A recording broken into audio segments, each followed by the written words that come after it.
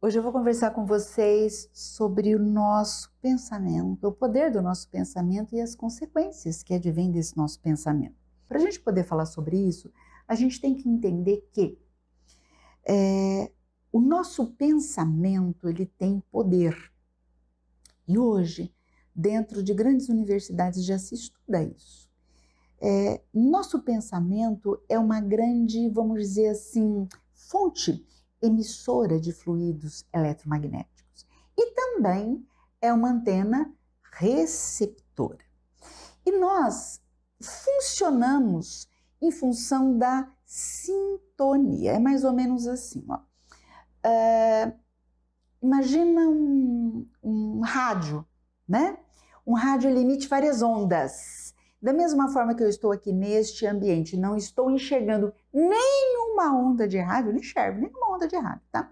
Mas se eu tiver um aparelho e ligar o aparelho e sintonizar aqui da minha região, 101 FM, pá, eu vou captar uma onda que eu não estou enxergando, que eu não estou vendo, mas se eu colocar a antena na sintonia com esta onda, eu capto esta onda e passo a vibrar e a entender o que está acontecendo ali naquele canal. Se eu tirar e passar para uma outra sintonia, eu vou me conectar com uma outra onda. Então, a primeira coisa importante é a gente entender que somos energia e fontes emissoras. O nosso pensamento, ele se dá através de uma transmissão elétrica e química. Essa, vamos dizer assim, questão elétrica, ela pode ser percebida, por exemplo, num eletroencefalograma, tá? E nós sabemos que essa energia hoje, ela sai e ela vai estabelecendo um campo à nossa volta, como se fosse uma tela, onde as pessoas mais sensíveis e os nossos irmãos desencarnados podem ler, podem ver. É como se nós tivéssemos um outdoor aqui, ó, espelhando tudo, tá? Então, tudo que nós pensamos é percebido. E pela lei da atração, é pelo que nós pensamos que a gente atrai este tipo de indivíduo, tanto encarnado como desencarnado. Voltando à questão da transmissão, tem um pesquisador, Masaru Emoto, que há um tempo atrás ele fez uma pesquisa muito interessante. Ele queria provar que o pensamento sai da nossa cachola e que interfere de alguma forma no ambiente externo. Como é que ele fez? Ele colocou várias quantidades de água e o que ele entendeu, né? Que a água é um meio mais, vamos dizer assim, plástico, né? A água é muito plástica, ela é uma condutora ideal. Então ele colocava certas quantidades de água e colocava pessoas à frente dessa quantidade de água pensando diversas coisas, né? Sobre amor, sobre ódio, essas quantidades de água, sobre o influxo de músicas clássicas, de heavy metal. Teve uma situação, o discurso de Hitler, tá? Uma oração de Madre Teresa de Calcutá. Bom, conclusão. Depois de feito isso, ele pegava essas amostras, congelava e elas iam ser avaliadas no microscópio. E aí o que acontecia? Sabe cristalzinho de neve, quando a gente vê assim desenho, eram cristais. Então, toda molécula de água que foi submetida a uma música harmoniosa, ao discurso de amor, a palavras afetuosas, elas apresentavam como se fossem cristais, um mais lindo que o outro. Todas as amostras de água que foram submetidas a pensamentos de pessimismo, de ódio, de raiva, de vingança, música totalmente complicada, né? Elas se apresentavam de uma forma totalmente disforme. E o interessante é assim, ele fez um tipo de um experimento numa represa no Japão. Ele pegou a amostra d'água, né? A represa apresentava essa amostra d'água totalmente disforme, colocou monges à volta da represa oferecendo uma oração, né? E depois foi feita a retirada e observou-se a transformação dessas moléculas. Bom, por que eu estou falando sobre tudo isso, né? Porque o nosso corpo é 70% água, 70% água. Eu posso, através da força do meu pensamento, dessa energia que sai, tá? Tanto influenciar a saúde ou a patologia do meu corpo, porque eu posso alterar essas moléculas que são boa parte água, como eu posso alterar o corpo e a saúde do outro. Esse é um dos princípios, né, que a gente sabe dentro da doutrina espírita, do passe magnético, do pensamento positivo, da oração e do poder de transformação que isso tem. Então, por que falar sobre isso num curso num encontro sobre reforma íntima? Porque eu preciso avaliar a qualidade do meu pensamento.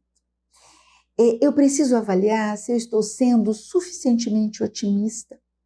Eu preciso avaliar se eu opto por dar guarida a pensamentos saudáveis ou a pensamentos patológicos. Porque como somos vamos dizer assim, essa fonte que emite e somos essa antena que capta, em muitas situações nós captamos pensamentos que não são nossos. Então, é muito importante a gente entender isso. Sabe por quê? Porque um pensamento, ele só aparece na sua cabeça em função de estímulo. Então, eu vou dar um exemplo assim. Isso é importante para a gente estar atento às influenciações, tanto positivas como negativas, da espiritualidade que nos rodeia. Vou dar um exemplo assim. Por exemplo, eu estou escrevendo algo, escrevendo uma carta ou digitando um texto, né? Minha cabeça está ali. Eu não estou tendo nenhum estímulo em relação, por exemplo, a algo negativo. Em relação, por exemplo, a uma alteração sexual, a uma situação mais complicada da sexualidade.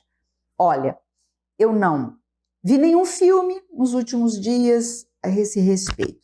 Não li nada a esse respeito. Não vi nada a esse respeito. Estou com a cabeça em uma coisa totalmente alheia àquilo. De repente, penso uma coisa muito complicada em relação à sexualidade. 100% de chance, esse pensamento não é seu. Então, em muitas situações, nós somos ativados por pensamentos que nos desalinham, que a gente fica assim, nossa, como que eu estou pensando isso? Eu queria que vocês começassem a prestar atenção um pouco nisso. De quem que é este pensamento? Por que isso é importante? Porque se você entende que foi seu, a sua tarefa é sanear os estímulos. Entendam, o pensamento, ele advém de um estímulo. De um estímulo de hoje, de ontem, de um estímulo da TV, de algo que eu senti o cheiro, de algo que eu ouvi, alguém que eu convivi. Ele vem de um estímulo. Tem que ter um estímulo para ter um pensamento. Minha cabecinha não produz pensamento do nada, produz pensamentos de estímulos, às vezes imperceptíveis, às vezes internos. Por exemplo, quando a gente está em período menstrual, né? Muitas vezes o nosso corpo dá para a nossa mente a noção de que ele está precisando de açúcar, né? E aí eu tenho vontade de comer doce, né? Por exemplo, uma mulher que no período da ovulação aumenta o desejo sexual. Então, são estímulos internos que geram um pensamento e aí eu tenho um sentimento e posso ou não ir para a ação. Da mesma forma, em relação aos estímulos externos. Então, o pensamento só aparece, gente, depois de um estímulo. Então, o objetivo deste nosso encontro de hoje é lhes alertar sobre os estímulos. Para pensar com o que você está alimentando o seu cérebro para que os seus pensamentos surjam.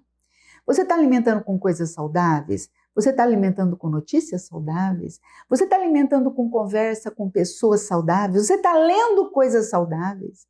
Como que você faz em relação a essas questões com seus filhos? Você permite que eles fiquem entrando em contato com coisas complicadas ou não, né? Então, pense com carinho nisso. Por quê? Porque nós temos para nos colocar neste processo de transformação, pegar primeiro na mão o item 1, que é o nosso pensamento, e tentar controlá-lo.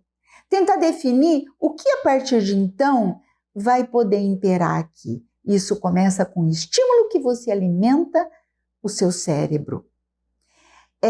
Se eu vou ou não permitir a influenciação de pessoas encarnadas a nível externo. Então, isso depende se você abre ou não espaço para conversas menos dignas com as pessoas com as quais você se relaciona. Se eu vou abrir espaço ou não para influenciação espiritual menos digna. Isso significa você estar alerta, como aquele exemplo que eu te disse. Peraí, esse pensamento apareceu do nada? Entre em oração. Entre em oração e peça para que a espiritualidade maior encaminhe aquele ser que não sabemos por que está querendo te influenciar, está querendo te tirar do prumo da necessária transformação moral que todos nós precisamos ter. Então, pense com carinho nessa questão, na questão dos pensamentos, na questão do sanear os pensamentos. E eu queria dar mais uma dica em relação à televisão. Evite dormir com a TV ligada. Vou te dizer por quê. Porque quando eu durmo com a TV ligada, meu ouvido continua ouvindo. E eu posso estar alimentando o meu cérebro com informações que vão me gerar pensamentos imperceptíveis e sensações e sentimentos muito complicados. Quando eu vejo a questão do estímulo, quando eu ouço, por exemplo, uma notícia inadequada e estou acordada, eu estou consciente, eu avalio aquilo, nossa, que horror, nossa, isso é correto ou não. Aquilo entra para dentro de mim já com um crivo, ok? Muitas vezes mesmo sendo negativo, né? Agora, se eu estou dormindo, aquilo entra sem o crivo e isso pode ser fonte de pensamentos complicados no dia seguinte ou na sua semana seguinte. Então, pensa nisso, tá? Evite dormir. Se você gosta de dormir com algum barulhinho, põe uma música calma, né? Põe uma palestra espírita bem baixinho para ouvir enquanto você dorme. Pelo menos você vai estar alimentando o seu cérebro, com certeza, com coisas